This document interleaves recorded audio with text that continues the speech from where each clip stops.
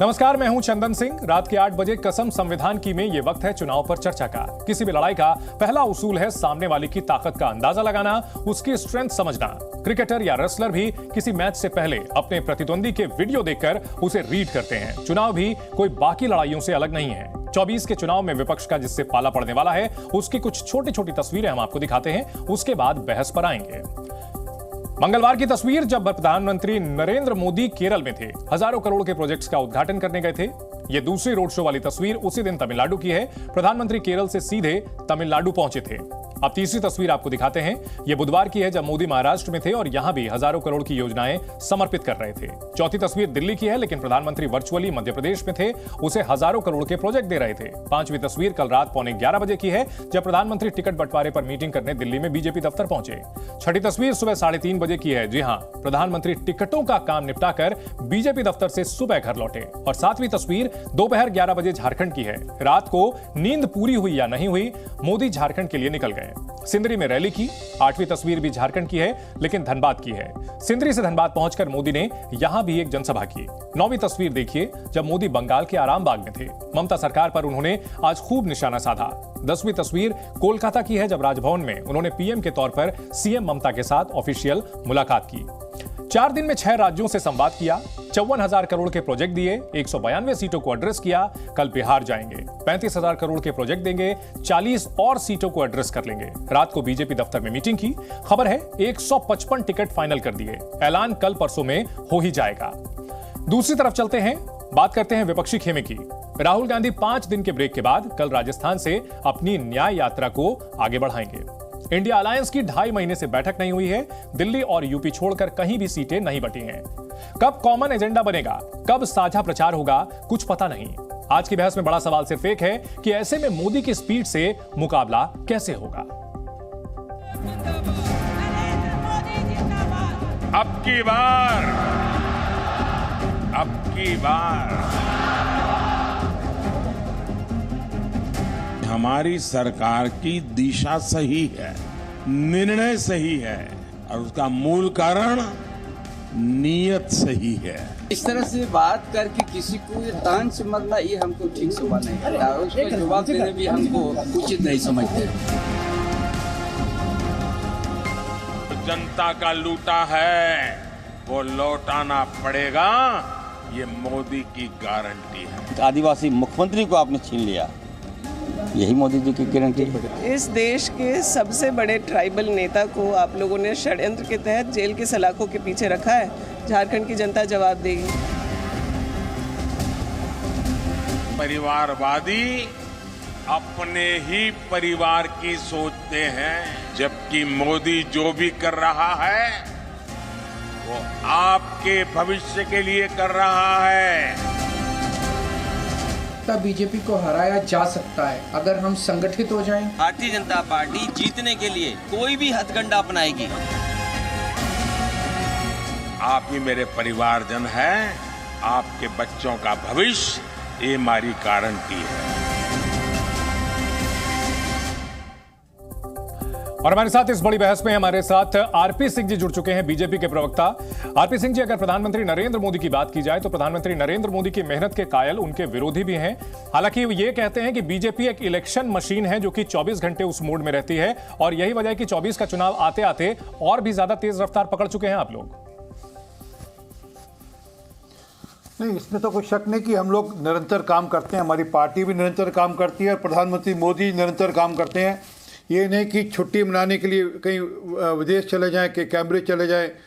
तो हम लोग राजनीति में देश को आगे बढ़ाने के लिए आए हैं, और उसके लिए जो भी हम करने की ज़रूरत है वो सब करेंगे। चुनाव जीतना उसका एक हिस्सा है, और सरकार अच्छी चलाना उसका दूसरा हिस्सा है, पार्टी और अच्छी चलाना उसका तीसरा हिस्सा है। तो हम तो निरंतर काम करते हैं, और इसमें कोई हम छुपाते भी नहीं, और इसमें कोई हमें शर्म भी नहीं। इसमें हम लोग राजनीतिक दल हैं और राजनीतिक दल की तरह काम करते हैं, परंतु हमारे लिए देश सर्वप्रिय है, राष्ट्र पहले है जी। और इस मुकाबले में अगर बात की जाए विपक्ष की, तो विपक्ष भले ही बिखरा हुआ नजर आ रहा है, लेकिन कहीं ना कहीं वो याद दिलाने की कोशिश करता है कि 2004 में भी इसी तरह इंडिया शाइनिंग के रथ पर आप लोग सवार थे और उस दौरान भी सब कुछ हरा हरा दिख रहा था। लेकिन विपक्ष को यही उम्मीद है कि एक बार फिर से 2024 में 20 साल पुराना वाला कारनामा होगा, क्योंकि पूरा विपक्ष एकजुट है। 20 साल हो गए और आप कह रहे हैं कि विपक्ष एक साथ है। 20 साल में पहली बात तो बहुत सारा पानी बह गया, और जहाँ तक विपक्ष की एकता की बात है, जरा देखे कहाँ विपक्ष एक है। बंगाल के अंदर क्या ममता बनर्जी और लेफ्ट पार्टी और कांग्रेस एक साथ हैं? क्या केरल के अंदर कांग्रेस और लेफ्ट पार्टी एक साथ हैं क्या? जी। क्या पंजाब के अंदर आम आदमी पार्टी और कांग्रेस साथ है, एक साथ है क्या?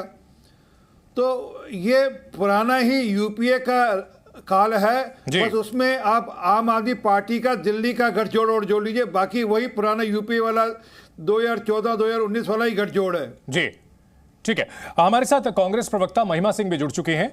महिमा जी, प्रधानमंत्री नरेंद्र मोदी पिछले 4 दिनों में कई राज्यों में घूम चुके हैं, हजारों करोड़ की परियोजनाओं की सौगात दे चुके हैं, लगातार जो है संवाद कर रहे हैं। इस मेहनत का, इस ऊर्जा का, इस रफ्तार का मुकाबला कैसे करेगी कांग्रेस और कैसे करेगा इंडिया गठबंधन? हमारे दर्शकों को बताएं। जी, जय हिंद। देखिए, ये अभी मैं भाजपा के प्रवक्ता को सुन रही थी, जहां तक मैं समझती हूँ। जी, आरपी सिंह को सुन रही थी आप? हाँ, तो देखिए, अभी जब इन्होंने बंगाल की बात की, ये पुरानी कहानी इनका, तो मुझे लगता है टेप वहीं पर अटक गया है। इन्होंने शायद अपडेट नहीं किया है खुद को कि हमारे सभी पार्टनर्स के बीच में, क्योंकि अपने कल्पना के हिसाब से ये अपना नैरेटिव कर रहे हैं।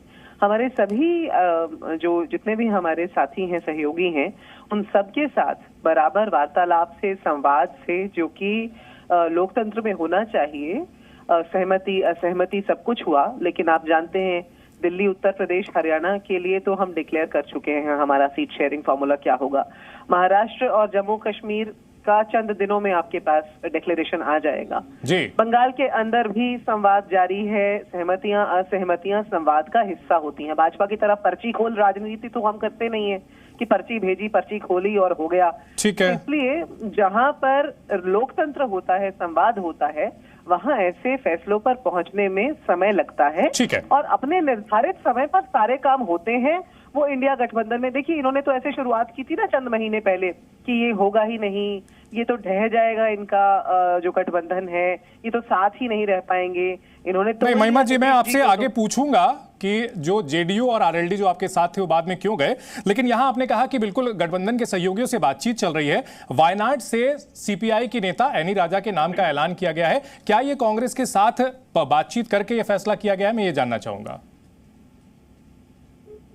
आप अभी पूछ रहे हैं मुझसे? जी जी महिमा जी, वायनाड सीट से लेफ्ट की ओर से उम्मीदवार के नाम का ऐलान कर दिया गया है। क्या इसे ऑफिशियल मान लिया जाए कि आप लोगों के साथ सहमति करके ऐलान किया गया है? राहुल गांधी वहां से नहीं लड़ेंगे?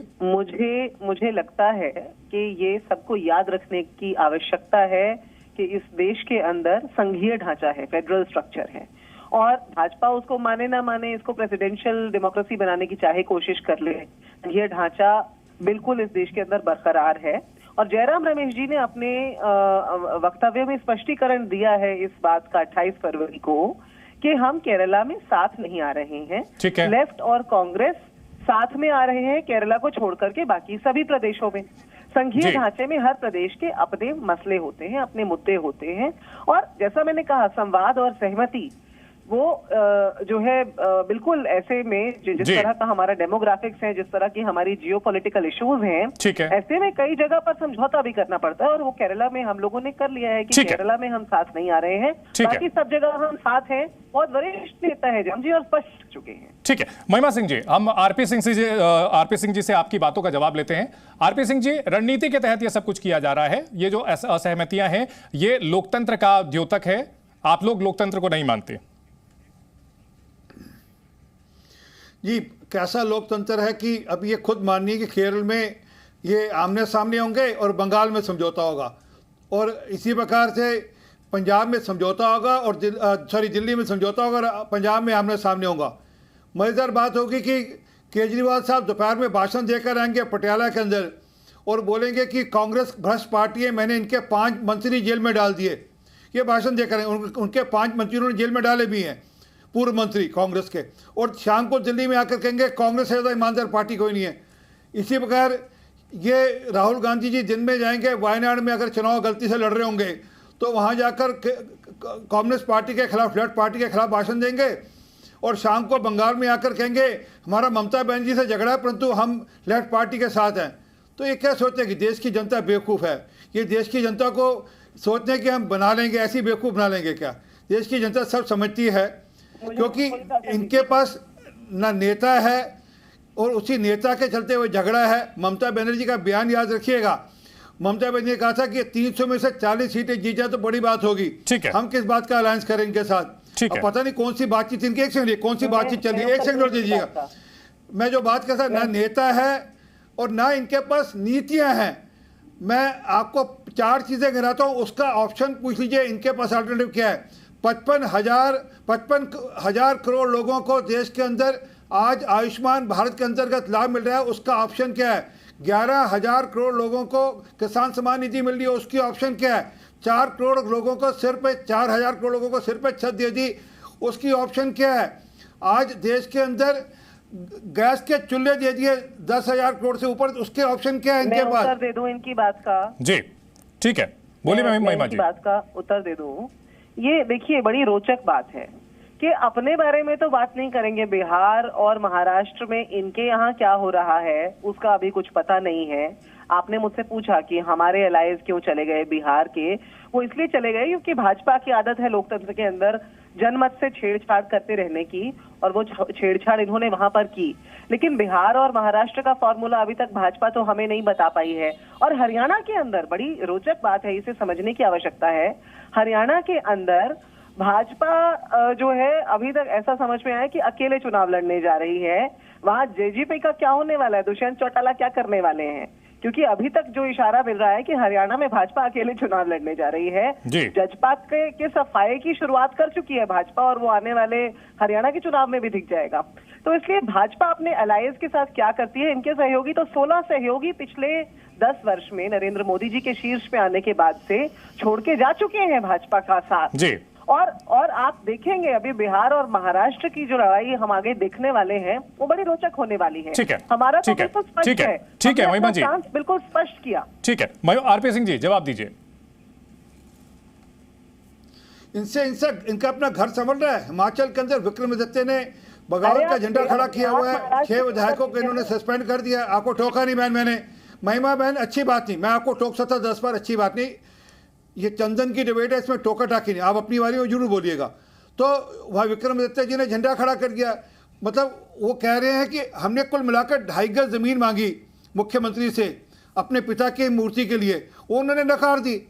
तो किस प्रकार की पार्टी, किस प्रकार की सरकार चल रही दिख रहा है, किस प्रकार के हालत है इनके। नहीं, लेकिन कांग्रेस तो कह रही है सिंह साहब, कांग्रेस तो ये कह रही है कि भाई आप लोगों के यहाँ भी जो है अभी तक पूरी तरह से महाराष्ट्र और बिहार का उदाहरण उन्होंने दिया कि अभी वहां की तस्वीर भी साफ नहीं है, वहां भी आपसी जो है अभी मतभेद चल रहे हैं आप लोगों के। आप कहीं किसी से कोई बात सुनी है आपने? क्या मतभेद इनके मन में है ना, इनके तो ओपनली मतभेद है। इनके तो ये कह रहे हैं कि हम केरल में विपक्ष में लड़ेंगे और बंगाल में हाथ मिलाएंगे। हमारे यहाँ तो इस प्रकार का कोई मामला नहीं है कि एक राज्य में पक्ष में लड़ रहे हैं, एक राज्य में विपक्ष में लड़ रहे हैं। तो जो मैं बात कर रहा था कि अभी हमारे जब पूरी चिट्ठे आ जाएंगी, सब सीटें अनाउंस हो जाएंगी तो पता लग जाएगा कि हमारे समझौते सब जगह ठीक है। परंतु जो मैं बात कर रहा था कि जो इनके पास ना नीतियाँ हैं, जो प्रधानमंत्री मोदी जी की जन कल्याणकारी नीतियाँ हैं, या धारा 370 को लेकर इनकी पार्टी का स्टैंड आज भी धारा 370 वापस लाने का है। देश कहता है कि धारा 370 हटानी चाहिए थी, हटा दी गई, ये आज भी धारा 370 के पक्ष में खड़े हैं। ठीक है, तो न नीतियां हैं न नियत है। ठीक है महिमा सिंह जी, लेकिन एक चीज नियत पर भी शक करते हैं, क्योंकि जो वादे करते हैं वादे पूरे नहीं करते। महिमा सिंह जी, एक सवाल तो ये बनता है कि अगर जो है लेफ्ट पार्टी आपके दिल्ली में सबसे जो है मजबूत सहयोगी हैं, केरल में पूरी तरह से आपके खिलाफ हैं, तो ऐसे में कहीं ना कहीं वोटर कंफ्यूज नहीं होगा? आम आदमी पार्टी दिल्ली में आप लोगों के साथ है, पंजाब में आपके खिलाफ है, तृणमूल कांग्रेस के खिलाफ अगर जो अभी तक के हालात दिख रहे हैं, तृणमूल कांग्रेस 2 से ज्यादा सीटें आपके लिए छोड़ने को तैयार नहीं है। बात की जाए एक और मजबूत एलाई की आपके डीएमके की, तो डीएमके ने बाकी पार्टियों के साथ कर लिया है गठबंधन, कांग्रेस के साथ बात नहीं बन पा रही है, कुछ तो कंफ्यूजन है। मैं उत्तर दे देती हूँ चंदन जी, लेकिन आपकी बात पे आने से पहले मैं भाजपा के प्रवक्ता को ये जरूर बोल देना चाहती हूँ जावेद अख्तर साहब के अंदाज में कि बुलंदी पर उन्हें मिट्टी की खुशबू तक नहीं आती। ये वो शाखें हैं जिनको अब शजर अच्छा नहीं लगता।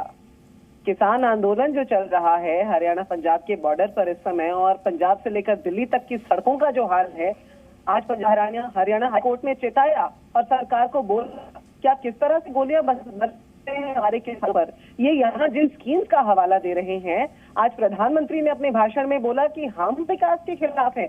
उन्होंने बोला कि हर घर जल योजना, पीएम आवास योजना में हम रोड़ा बन रहे हैं। अरे कॉम्प्ट्रोलर ऑडिटर जनरल की जब रिपोर्ट बाहर आई चंदन जी, तो उसमें ये स्पष्ट हो गया था 3 योजनाओं के बारे में, 7 योजनाओं के बारे में था वैसे, लेकिन 3 हर घर योजना, पीएम आवास योजना और आयुष्मान योजना का तो जो है वो कच्चा चिट्ठा सबके सामने आ गया। लेकिन हुआ क्या, उस अधिकारी के ऊपर कार्रवाई जिसने वो रिपोर्ट बाहर लेकर आई थी। तो अभी ये जब भाजपा के प्रवक्ता बात कर रहे थे, बड़ी बड़ी ऊंची ऊंची बातें ये करते हैं और बड़े बड़े आंकड़े बताते हैं, उस समय ये न तो बिहार पे न महाराष्ट्र मणिपुर के नहीं, लेकिन महाराष्ट्र और बिहार को लेकर के महिमा जी, महाराष्ट्र और बिहार को लेकर के कोई ऐसी बयानबाजी अगर आपकी आ रही हो तो कोट करके बताएं कि किसी नेता का ऐसा कोई बयान हो जो कि खिलाफ जा रहा हो एक दूसरे के, जबकि आपकी पार्टी की ओर से जो है बयानबाजी आती है। कुछ दिनों पहले तो कमलनाथ जी के भी पार्टी छोड़ने की चर्चा हो रही थी।